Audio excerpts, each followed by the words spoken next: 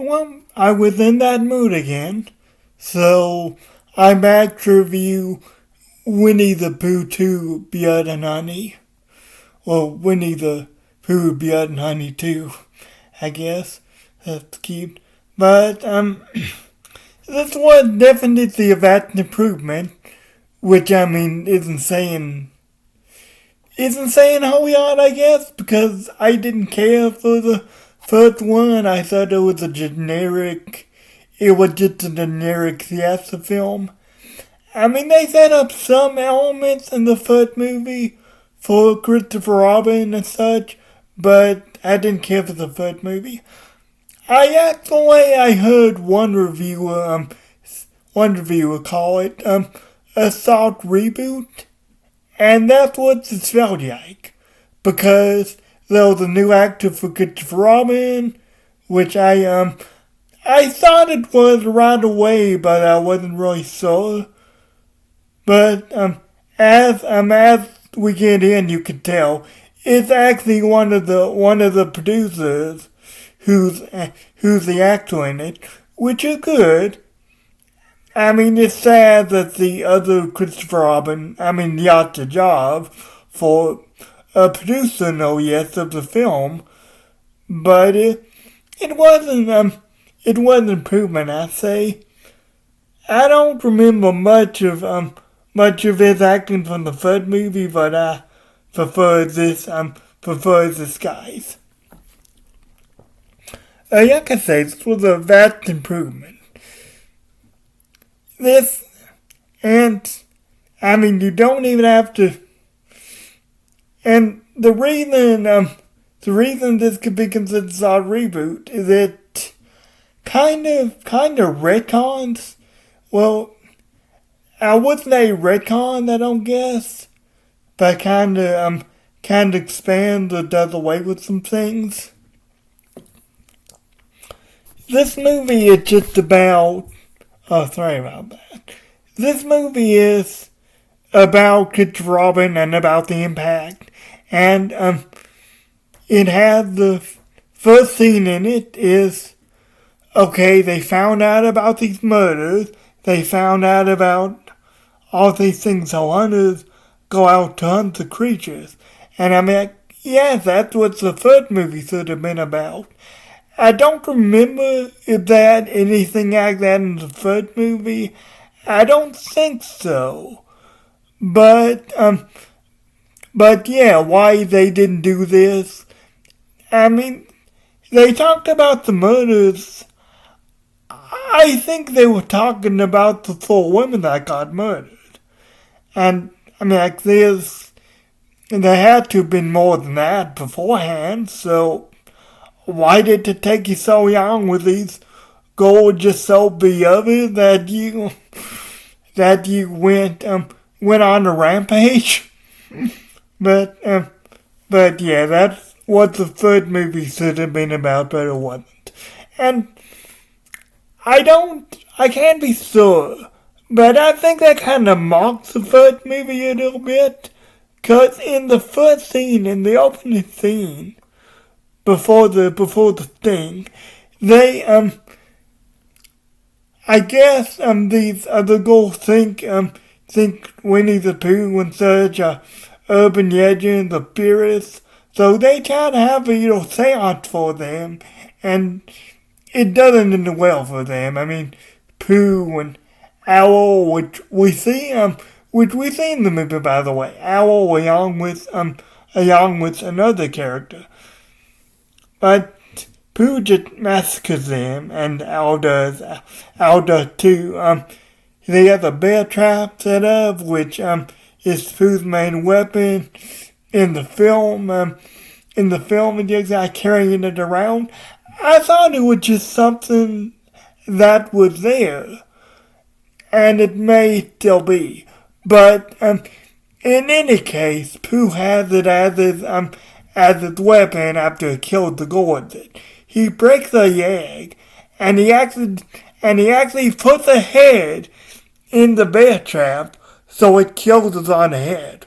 So, yeah, you know this isn't your grandfather's Winnie the Pooh. But but yeah, that's how it does. And like I say, I think that's kind of mocking the third movie.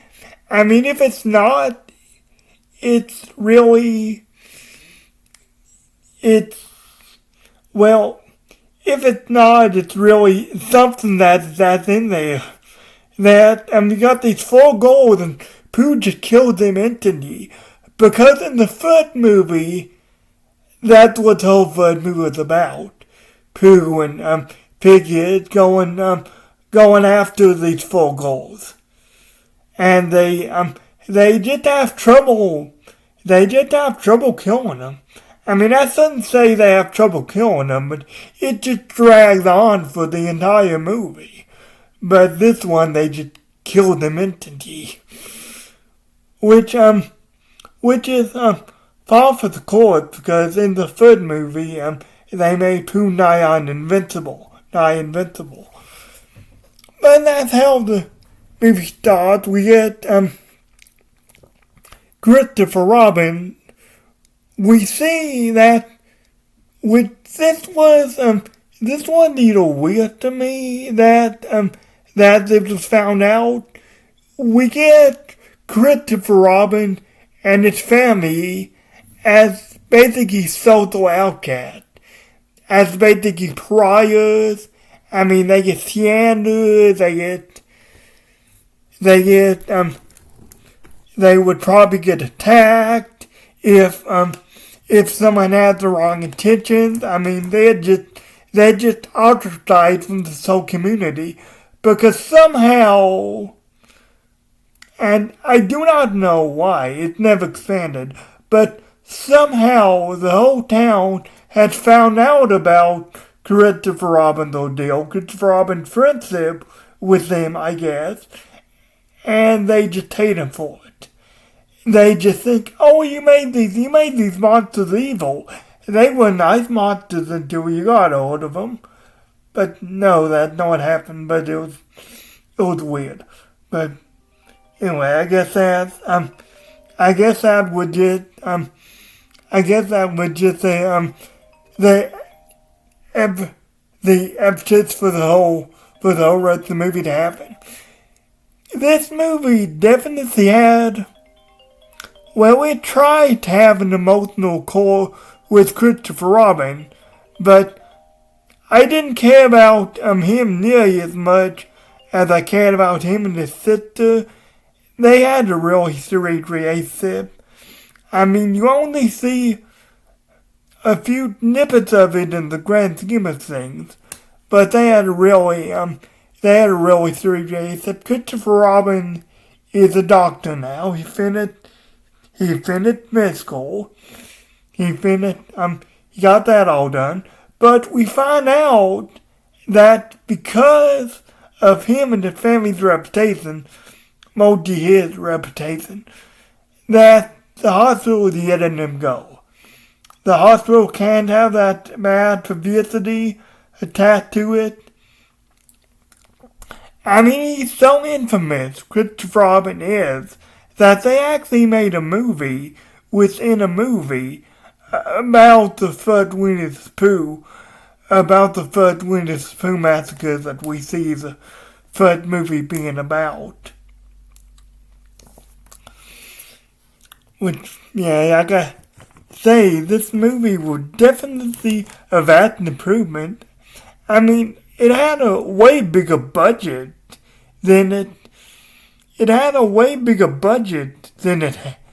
had before. Like there was the article factor, and like I say, we meet other characters. We meet Owl and Tigger, and we don't meet Kanga, but I'm interested. I can't imagine they'll go this route with her, but I'm interested about her and Rue dynamic, because I remember watching the animated movies when I was a kid, and Kanga being so motherly and being so protective of Rue and everything, and overprotective, you might say, but she was so she was so protective, she was so warm and nurturing. I mean, being the only mother in a group of essentially young boys will do that to you, but, I can't imagine, yeah, I can say I can't imagine them going that route in the next movie, because there's a third one planned, which you see why in the post-credit scene, maybe where that's headed. But I am interested in what they do with her. Like, I fully expect them. Like, I'm 99% sure they're gonna make a monster, but I'm constantly optimistic going into it. I'm curious. So they have the gore factor, and you actually get to hear. I mean, Pooh doesn't speak, but Owl does. I mean, the whole movie is basically them killing people. And, I mean, not just Christopher Robin. They don't just go after Christopher Robin, which I kinda don't know why. Because Christopher Robin seems like the only person they have a vendetta against, other than the people who are trying to kill him, which wouldn't have happened if they didn't kill other people beforehand. But anyway, this eventually Pooh gets inside the house, gets Robin's house. I guess he remembers where they is. And he kills his parents. He kidnaps his. We never see what goes on with her, but he kidnaps, well, we assume anyway, that he kidnaps his sister. I think her name's Bonnie or Yilly, but yeah, I can say, I have very safe. And this is part of the court too. Like I say, we never see what happened with her. Some of the scenes in this movie they don't end. They just cut from one scene to the other. It just seems like they do. Maybe back there to rewatch I'll feel differently. But it seems like they're cutting from one scene to the other, which can be really jarring, I guess where's this scene now? What happened with that scene? Did I miss something? But, at least that's what it felt like to me.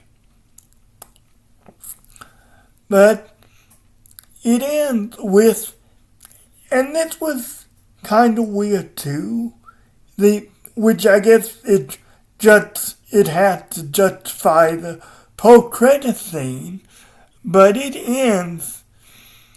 Oh, I forgot to mention something. I should mention these monsters. I mentioned they retroactively changed something about the first movie, and I actually asked that they did. Christopher Robin was a young boy when he saw these things. Turned out they were always these bloodthirsty monsters. It just was his young mind had to repress that to cope. And also, they kidnapped children. They kidnapped children. I don't know if it's some military experiment or something, but they kidnapped children. They were experimented on, and they were turned into these creatures. So, yeah, because they tried to explain that. I asked if that was a better explanation. Because, if you think about it, and this was one thing that I talked about in the first movie too, if Christopher Robin even just for one winter would not amaze me like that, you wouldn't think. Even in the world of Winnie the Pooh, Blood and Honey, that seemed a little far-fetched. So I actually retroactively changed that. And this movie ends with Pooh about to kill Christopher Robin's girlfriend. And Christopher Robin goes in him with an axe. He explodes his head with the axe. Which was weird to me because, I should point out also, in the, I like this, I guess, the first kill that they have, I can't remember who gets killed, but one of the characters gets their head blown off. So I act that Pooh's underlings, I can say, I don't know who it was, but he gets his head blown off. So, I like that aspect of the character threw that in. We have the post-credit scene now with Owl, and he has Pooh on the makeshift throne because he's the eater, and he vowed to bring Pooh back to life. So I guess that's what the movie's gonna be about. I wouldn't rewatch this. I'm probably not gonna rewatch this like a lot. I may rewatch it once to see if I missed something, but I wouldn't see myself rewatching this. But it's a good popcorn flick. I'm not a horror enthusiast, but I think it's a good popcorn flick. You know, if you're in the mood for that. If you're in the mood for that sort of thing. I am looking forward to the Peter Pan movie that they're gonna do. It says it's Neverland Nightmare? Yeah, Neverland Nightmare, that's his name. I am looking forward to that. And I am looking forward to the Pinocchio movie that they're gonna do too. Apparently they're gonna have like an Avengers style universe a bit where they'll come together in like the penultimate movie, and who knows what that's gonna be about. But yeah, I can say this was a vast improvement, but I still can't see myself seeking it out and watching it, and yes, I was just in the mood for that. But guys, thank you for listening to my review, and I know it wasn't like a piece for piece review, but thank you for listening to it, and I'll see you next time. When the next installment comes out, I guess. But, bye. God bless you.